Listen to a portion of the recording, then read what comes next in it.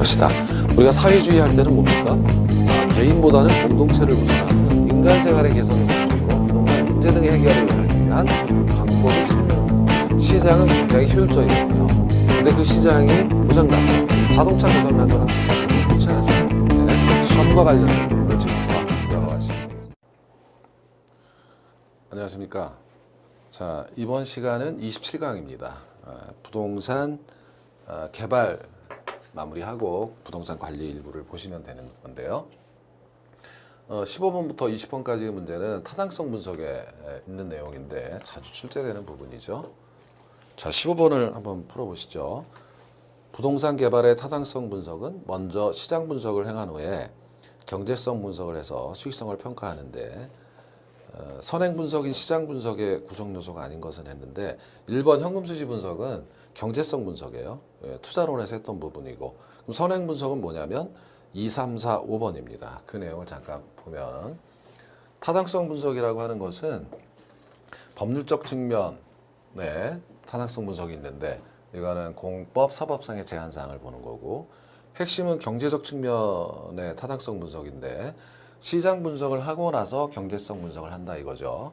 시장 분석은 큰 지역부터, 이거 도시 지역이에요. 이걸 지역경제 분석이라고도 하고 그 도시 전체를 분석하고 거기에 있는 근린 지역들을 분석하겠죠. 그 중에서 가장 타당한 근린 지역을 선정하고 그 근린 지역 내에 타당한 합당한 부지를 분석해서 선택한 다음 그러면 이 근린 지역에 대한 수요 분석이라든지 공급 분석을 행하고 이걸 토대로 세전현금 수지, 세후현금 수지 등 뭐 내부 수익률 순영가 등 해서 투자 결정을 하는 단계가 되겠다라는 거죠. 기술적 측면에서의 분석도 있는데 이거는 뭐 건축 기술과 관련된 거겠죠. 그래서 이분법, 오분법은 이렇게 두 가지로 나누는 경우는 이렇게 두 개로 나누는 거예요. 시장 분석하고 경제성 분석한다. 요걸 좀 세분화해서 5개로 나누는 뭐 17회 시험 딱 한 번 그것 때문에 하는 건데요. 지역 경제 분석을 하고 이 근린 분석을 뭐라고 하냐면 이게 협의의 시장 분석입니다. 시장 분석을 하고 자, 그다음에 시장성 분석은 이게 시장성 분석이라고 생각하시면 돼요. 시장성 분석을 하고 이걸 토대로 시장의 능력을 본 다음 그걸 가지고 현금 흐름을 추정해서 타당성 분석을 하고 투자 의사 결정을 한다. 이제 이게 타당성 분석이고 여기에 이제 투자 분석이다 생각하시면 돼요.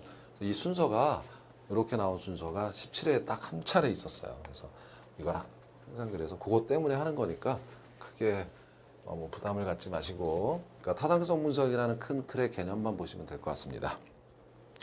16번입니다. 옳지 않은 거 1번 시장 분석은 주어진 부지의 용도 결정하기 위해서 또한 특정 용도에 어떤 부지가 적합한지 하기 위해서 한다. 뭐 당연하고요.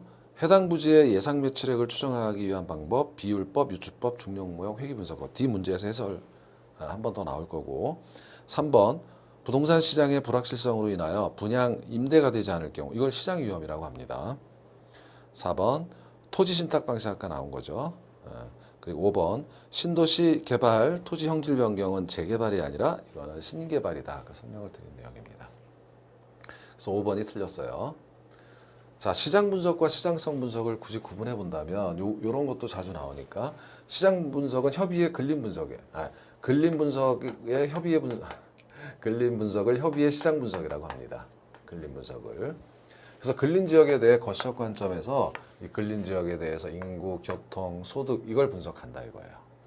그러나 시장성 분석은 이 시장 분석을 토대로 해서 구체적인 시장의 능력을 측정하는 건데 그럼 시장 분석은 이 근린 지역을 어떻게 분석하느냐, 왜 하느냐 이거죠. 주어진 부지의 용도, 여기 땅이 있는데 여기 상가냐 주택이냐. 하여간 내가 상가를 짓고 싶은데 어디에 어느 부지가 적합하냐. 이런 걸 다 시장 분석을 통해서 한다는 거고. 그리고 주어진 자본을 투자할 대안을 찾는 투자자를 위해 이렇게 시장 분석을 해야 돈 좀 되세요 라고 할 거 아닙니까? 그리고 기존의 개발 사업에서도 해서 타당성을 검토할 수도 있다. 시장 분석 이런 내용이고 이제 이렇게 시장 분석의 핵심은 뭐냐면 인구, 교통, 주민소득, 근린 지역에 봤어요. 그럼 해당 부지에 건물을 지을 때 시장에 능력이 있는가, 시장성이 있는가 위치적 분석인데 경쟁력을 분석한다 이거예요. 그 중에 가장 대표적인 게 흡수율이고 시험에도 가장 자주 나와요. 그러니까 분양이나 임대가 되는 비율로 공실률의 반다라고 생각하시면 돼요. 1년 동안 되었는가. 그러나 이제 여기서 분석하는 목적은 과거의 흡수율이 중요한 것이 아니라 앞으로 예측하는 거겠죠. 건물이 완공됐을 때. 자, 그래서 분양이나 임대 실적을 극대화할 수 있는 능력이 바로 흡수율이다 이렇게 보시면 돼요. 이런 정도의 내용이 되겠습니다. 자, 17번 가장 거리가 먼 것을 골라보세요. 라는 거죠. 자, 1번은 지역은 뭐 근린 지역이든 이런 우리가 분석하는 지역의 범위는 부동산 용도에 따라 다를 거고 물리사회 법 경제적 요소에 따라도 영향을 받는다. 2번 시장 분석은 의사결정을 지원하기 위해 인구 교통 등의 추세 연구하는 거. 3번 타당성 분석은 새로운 개발 사업뿐만 아니라 기존 개발 사업. 4번 경제성 분석에 관한 설명. 5번은 틀렸죠. 5번은 시장 성자에서 성을 빼야 돼요. 시장 분석에 관한 내용이죠. 예, 그래서 틀렸다 이렇게 되고 18번은 자 타당성 분석에 관한 설명을 옳은 것만 묶인 것은 이렇게 물어봤어요. 기억을 보면 지역 경제 분석에서는 이제 지역 경제는 도시나 이런 도시 전체를 의미하는 거죠. 그러니까 모든 부동산 이게 상가든 주택이든 그렇죠. 이런 부동산에 대한 수요 전체 수요 조사를 한다 이런 뜻입니다. 맞는 거고요. 니은 시장 분석에서는 개발 부동산 이제 근린 지역에서는 상가나 주택이 아니라 상가를 지을 거면 이 상가에 대한 조사를 한다 이거죠. 예. 그리고 경쟁 부동산의 공간적 분포 얼마나 많은가 주변의 기존 건물들이 그리고 수요의 대체성이라는 것은 여기다가 새 건물을 지었을 때 구 건물에서 수요가 대체되어서 여기 이쪽으로 이주하려고 하는 욕구가 있는 건지 이런 걸 분석하는 거예요. 맞는 거고요. 디귿 시장 분석에서는 시장 흡수율이나 시장 침투율. 자, 이건 시장성 분석이죠. 흡수율 하면은 시장성 분석이에요. 그래서 리을 틀렸고 디귿 맞고요. 시장성 분석이라고 했으니까 경리은 디귿은 맞습니다. 자, 리을 시장성 분석을 먼저 하고 이를 토대로 시장 분석을 한다 해서 순서가 바뀌었죠. 미음 투자 분석에서는 지역 수요를 예측하기 위한 경제 기반 분석이 행해진다. 이건 투자 분석이 아니죠. 예. 투자 분석은 최종 의사결정을 하는 거고 미음은 지역경제 분석입니다. 따라서 경리은 디귿만 맞았어요. 19번입니다. 자, 19번을 보면 역시 시장 분석에 관한 설명 중 옳은 것을 물어봤어요. 1번을 보시면 물리사법 법적으로 탄성 있다. 경제성 없으면 선택된다. 이거 망하는 거죠. 말도 안 되는 거고. 2번 시장 분석은 먼 곳에서부터 가까운 지역으로 해야 돼요. 3번 대상 부지의 지역지구제, 건축규제, 편의성, 접근성은 부지 분석입니다.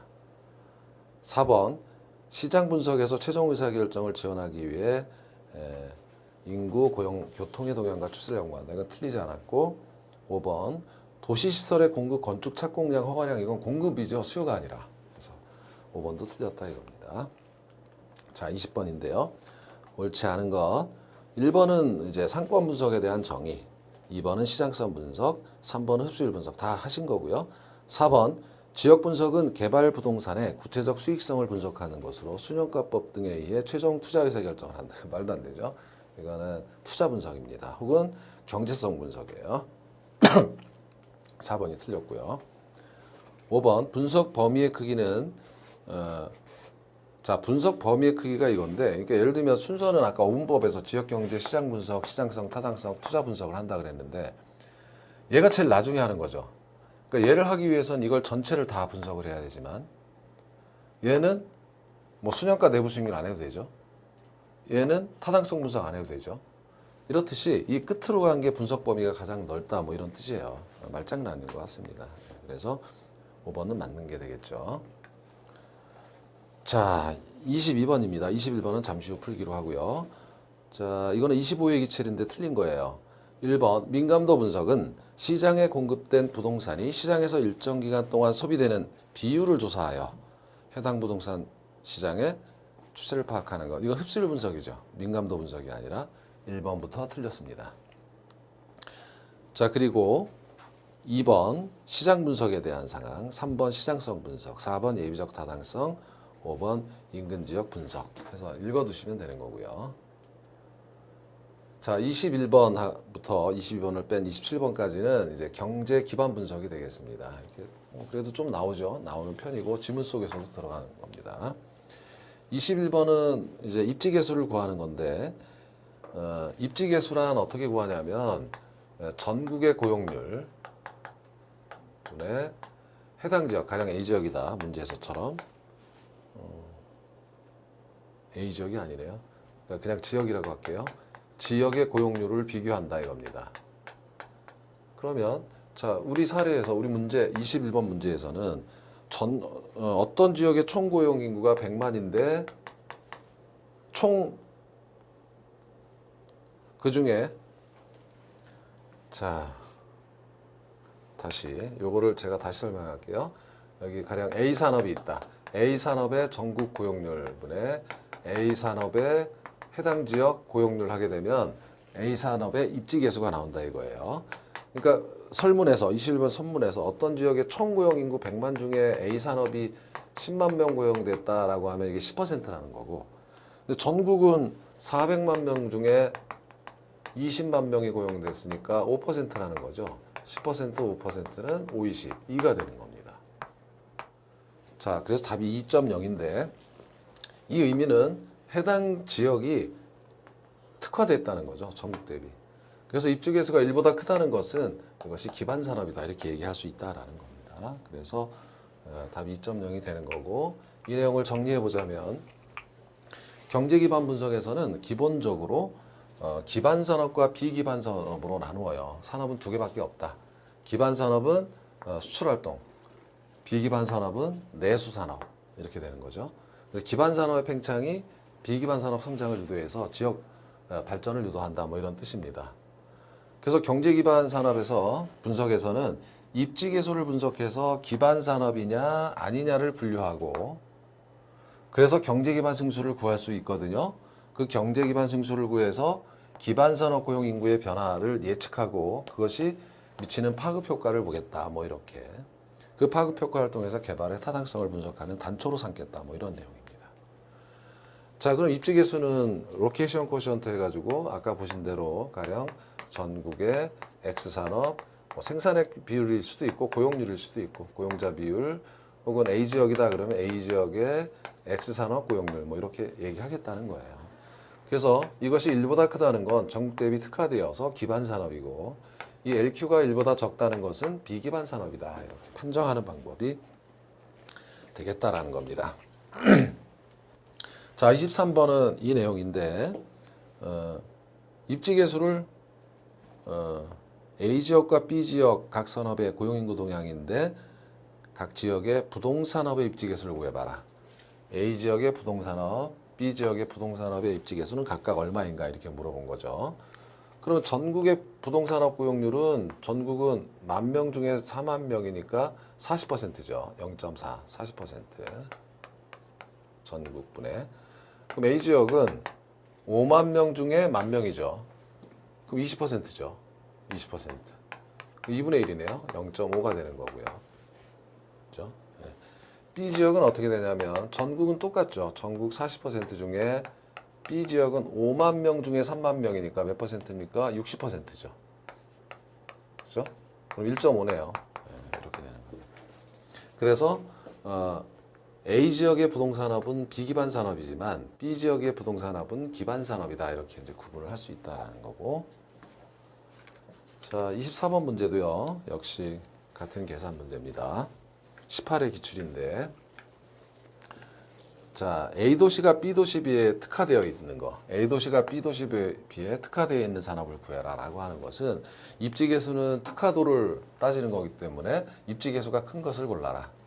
여러분 보면은 1000명 중에 300명이면 0.3, 0.5, 0.2. 얘는 3000명 중에 3, 42, 40%, 절반이니까 50%, 10분의 1이죠. 10% 이렇게 됩니다. 분모는 똑같겠죠. 10,000명 중에 4,000명이니까 0.4, 0.4분의 0.3 이렇게 다 계산을 할 수도 있겠지만 분모가 같기 때문에 분자 크기만 비교해 보면 되는 거죠. 분자 크기에 의해서 입지 계수가 결정될 테니까 그러면은 얘가 지금 0.2잖아요. 얘가 더 크겠죠. 그래서 부동산업이 된다 이렇게 되는 겁니다. 이걸 다 나누어서 계산해 볼 수도 있겠으나 해설처럼 그렇게 안 해도 된다는 거죠. 예. 자, 25번입니다. 경제 기반 분석 틀린 것 1번. 경제 기반 분석은 시장 분석 중 지역 분석이에요. 그죠? 혹은 지역 경제 분석. 2번 입지 계수를 통해 기반과 비기반 분류했고 3번 총 고용인구 고용인구 중 기반 산업 고용인구 수가 많을수록 경제 기반 승수는 커진다. 경제 기반 승수는 잠시 후에 B분의 T 기반 산업 고용인구분의 총 고용인구 이렇게 정의하는 거거든요. 그러니까 기반 산업 고용인구가 많다는 것은 어느 지역의 경제 기반 승수 자체는 작다는 겁니다. 그래서 3번이 틀렸고요. 4번 입지 계수가 1.5 그러면 기반 산업.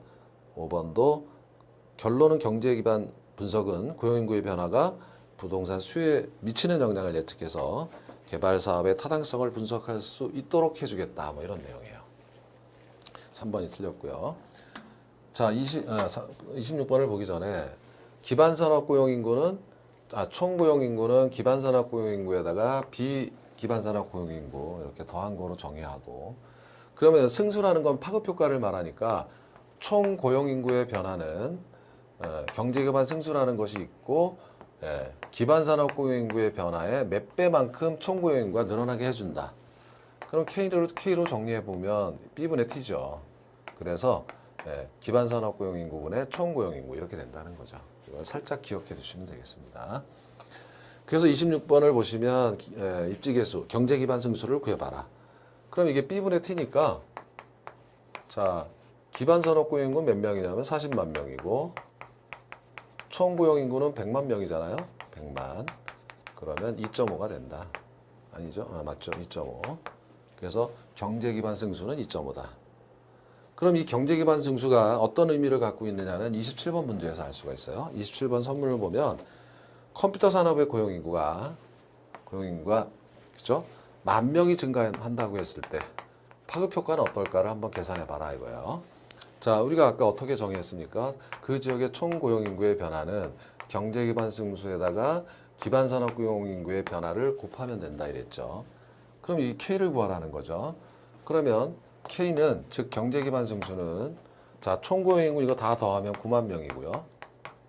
기반 산업 고용 인구는 얼마입니까? 얘가 1보다 큰 건 얘밖에 없죠. 다 1보다 적기 때문에 이건 비기반이에요. 그럼 5만 명이에요. 즉 다시 말해서 K는 B분의 T니까 자, 총 고용 인구는 9만이고 기반 산업 고용 인구는 5만이잖아요.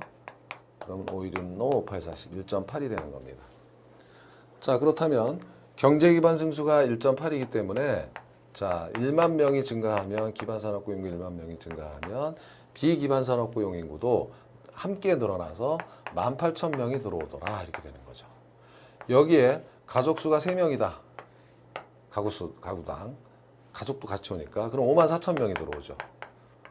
그럼 컴퓨터 산업 10,000명 증가가 이 지역 총 인구 54,000명을 들어오게 하니까 답은 18,000이고요. 네, 그죠? 총 고용 인구는 가족까지 포함하면 이렇게 총 인구까지 구할 수 있다고요. 그럼 개발 산업 타당성 이걸로 대략 짐작할 수 있겠죠. 그 지역의 개발 사업이 괜찮을 수 있겠다 이렇게 판단을 한다는 겁니다. 자, 되셨고 28, 29번은 개발 부지의 매출액 추정 방법입니다. 가끔 나오는 건데 자 28번을 보시죠.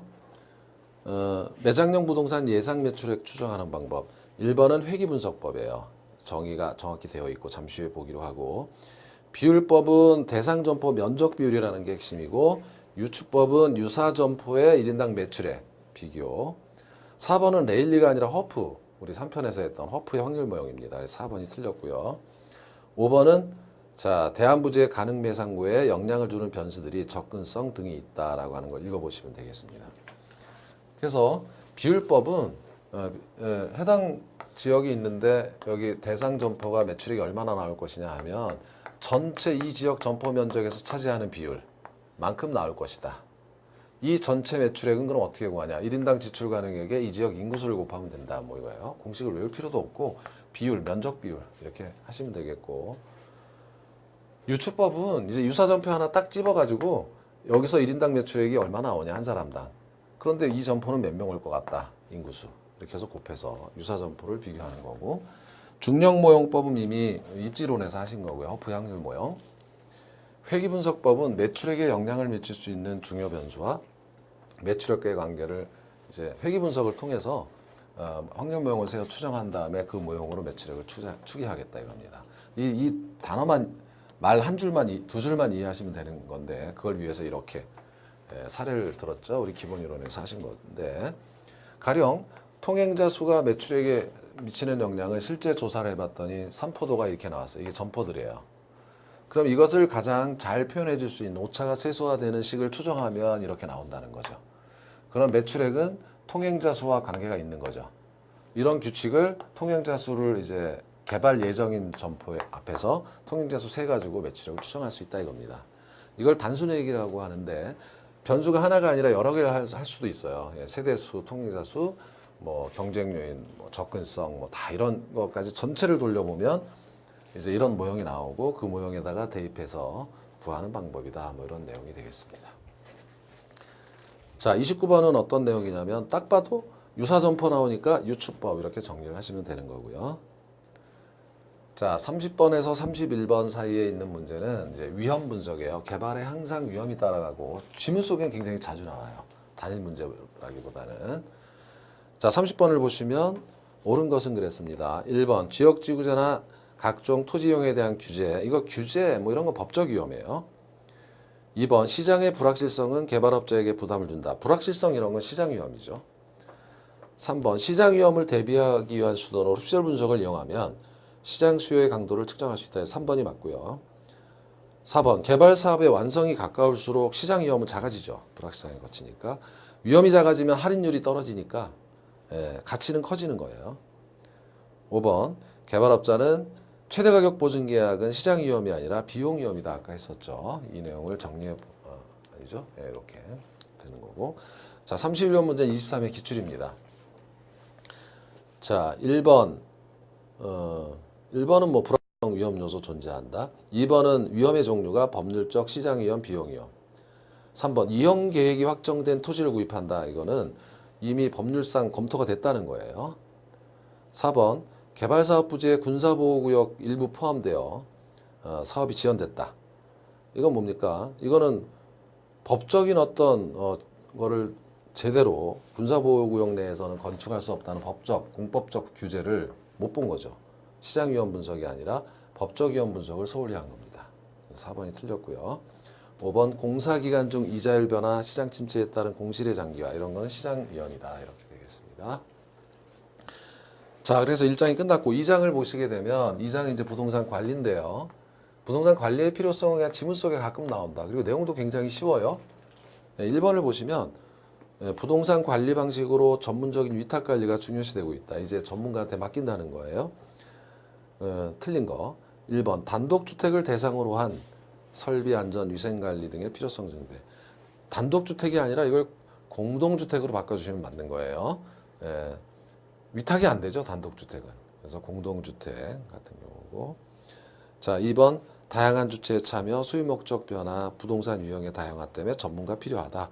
3번 대형 상업용 부동산을 대상으로 외국 자본 참여, 리츠나 부동산 간접 투자 수단 이런 것 때문에 전문적인 관리가 필요하다 뭐 이런 겁니다. 5번, 4번 다 마찬가지입니다. 5번도. 그래서 1번만 틀렸어요. 그래서 부동산 관리의 필요성은 도시화, 집약화되면 고층화되는 거예요. 복잡해지니까 맡겨라. 건축기술 발전 이것도 전문가가 필요하게 되는 거고 부재자 소유라는 것은 소유와 경영의 분리. 소유자가 이제 투자 목적으로 샀다면 이걸 누구한테 맡겨야죠. 전문적 관리. 투자자가 개인 소유자가 아니라 집단 소유자라면 이게 이제 리츠 등 간접 투자예요. 펀드죠. 또 맡겨야 됩니다. 자, 문제 2번에서 10번까지는 2장 부동산 관리의 핵심입니다. 그래서 뭐 매회 나온다고 봐야죠. 17회 빼고 다 나왔네. 15회부터. 관리의 방식. 자, 2번 문제를 보시죠. 부동산 관리에 관한 설명이다 옳지 않은 것. 1번 임대차 관계에서 발생하는 다양한 계약 형태에 대한 관리. 이거 계약은 법률적 관리예요. 2번 인력 관리는 이게 돈과 관련돼 있어요. 사람과 관련돼 있고 그래서 경제적 관리입니다. 3번 위생설비 보안 관리는 기술적 관리고 4번 운영 경비를 통제하는 행위는 이거 경비는 돈이죠. 운영비. 이거는 경제적 관리라고 바꿔주셔야 되고 4번이 틀렸고요. 토지의 경계를 측량한다. 이건 기술적 관리에 속할 수 있다라는 겁니다. 그래서 자 부동산의 첫 번째 복합 관리해서 이거는 기술적, 경제적, 법률적 관리인데 기술적 관리는 물리기능 하자 치유예요. 위생관리, 설비관리, 보안관리. 보안은 안전을 지키는 거니까 방자가 들어간다. 방범, 방화, 방제. 이거 방범 CCTV 있고 그죠? 방화시설, 소화기 뭐 다 있잖아요. 보존관리는 지키는 거예요. 그죠? 사전에 보수나 개량을 통해서 지키는 거죠. 경제적 관리는 수지, 회계, 인력 관리가 있고 법률적 관리는 권리 분석, 계약 관리 등이 있다. 그래서 어렵지 않습니다. 그런데 가장 핵심은 또 여기에요. 관리 주체에 따른 분류가 이 세 가지가 있는데 이건 거의 매해 나온다 생각하시면 돼요. 자가 관리는 자연 관리라고도 해요. 본인이 소유자가 직접 관리하는 겁니다. 관리 주체가 되는 거예요. 수요와 경영이 합쳐져 있죠. 장점은 소유자 통제력이 강하고 종합 관리가 용이하고 기밀 유지가 쉽죠. 뭐 임차인 정보 안 빠져나가요. 남한테 맡기는 게 아니니까 신속 대응 가능하고요. 단점은 이제 뭐냐면 타성해졌다. 개혁도 어렵고 수납 상태 불합리하게 될 수 있고 전문가가 아니기 때문에 굉장히 어렵고 이게 인건비가 높아질 수 있다는 건 이거 외주 주면은 사대보험 안 나가고 퇴직금도 안 나가고 매년 임금 올려줄 필요도 없고 근데 자기가 스스로 고용하면은 인건비가 높아질 수밖에 없어요. 소위 말해서 아웃소싱, 외주 이렇게 주는 이유는 이런 비용 때문에 그런 거예요. 자, 그다음 위탁 관리는 이제 맡겨라. 이게 이제 경영에 분리됐습니다. 그래서 전문업자를 통해서 합리적으로 관리를 할 수 있고 비용 안정 저렴해지는 거죠. 맡기니까. 근데 이제 반대로 기밀 보안은 불안해요. 맡겼기 때문에. 그리고 뭐 인사이동 되면 한 명 계속 바뀔 수 있고요. 그죠? 그리고 종합적 관리는 용이하지 않아요. 자, 혼합 관리는 섞였어요. 자가와 위탁이 섞였습니다. 그래서 일반적으로 여기 넘어가는 단계다 이거지. 다 맡기기 어려우니까 기술적 관리만 잘 모르니까 위탁하고 경제 법률 관리, 돈 같은 건 자기 소유자가 직접 하겠다 뭐 이런 경우. 이렇게 되니까 책임 소재가 불명확해지는 단점이 있더라 이런 내용입니다. 그리고 이제 최근에는 이게 이제 AM, PM, FM을 물어보는데 이 리츠에서 보신 거죠. 자산운용사가 빌딩을 사기 위해서 리츠를 설립했어요. 투자자로부터 자본을 모아가지고. 근데 얘가 페이퍼 컴퍼니니까 누가 관리해야 되는가? 그러면 자산관리회사한테 맡겨라 이렇게 되는 거죠. 그러면 자산관리회사는 이제 건물에 여러 가지 PM이나 FM을 하겠죠. PM, FM은 이제 대부분 하청을 준다 이거예요. 그래서 보면 자산관리는 여기 자산운용사가 포트폴리오 메인 매각 결정 리스크 관리. 그리고 여기 자산관리회사가 임대차 관리를 다 해주고 임대료 수납을 또 받고 하면 하고. 그다음 FM에서는 그러니까 시설관리에서는 이제 뭐 주차 관리 이런 거 다 외주 준다는 거죠. 그래서 설비 운전, 에너지 관리는 이제 외주를 줘서 PM 회사가 이제 전반적으로 부동산 관리를 하게 되는 그런 구조입니다. 자, 3번 문제를 보시죠.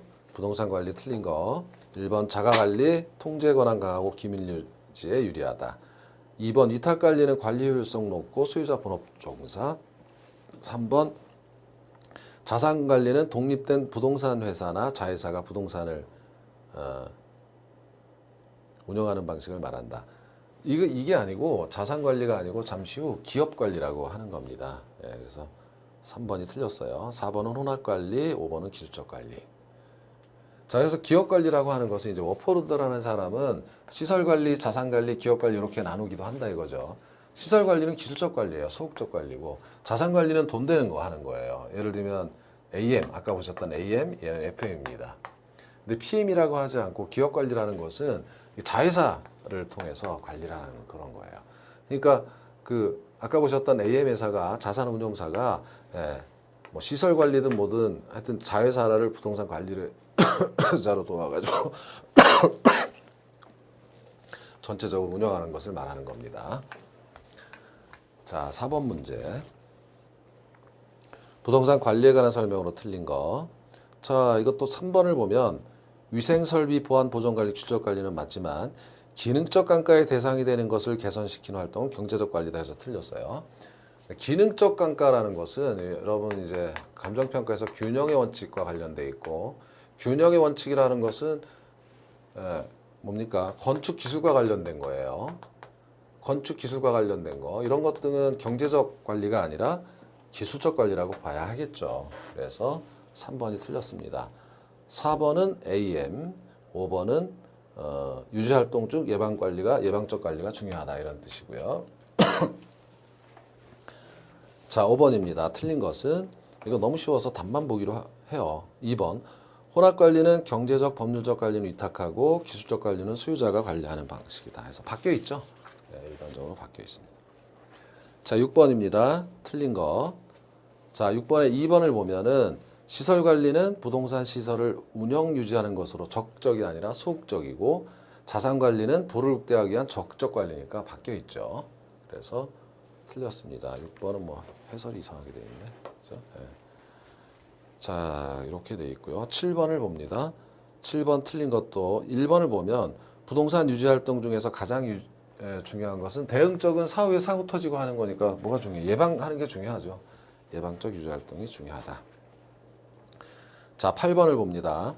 8번에서도 1번은 AM, 2번은 PM, 3번은 FM, 4번은 기업관리, EM, 엔터프라이즈 뭐 해가지고 읽어보시고 5번 신탁관리가 아니라 이거는 혼합관리예요. 자연관리로부터 위탁관리로 이양할 때 나타나는 과도기적 관리는 혼합관리라고 합니다. 신탁관리라고 하는 것은 부동산 신탁회사에게 소유권을 형식적으로 넘겨서 맡기는 관리 신탁을 말하는 거죠. 소유권을 넘기는 이유는 가령 해외에 오래가 있을 때 사고 날까봐 소유권을 부동산 신탁에게 넘겨서 관리하게 하는 거. 이걸 일종이라고 한다면 소유권 말고 기타 건물까지 다 해달라 하면 갑종이다. 뭐 이렇게 될 수 있다는 겁니다. 9번입니다. 옳은 것은 했어요.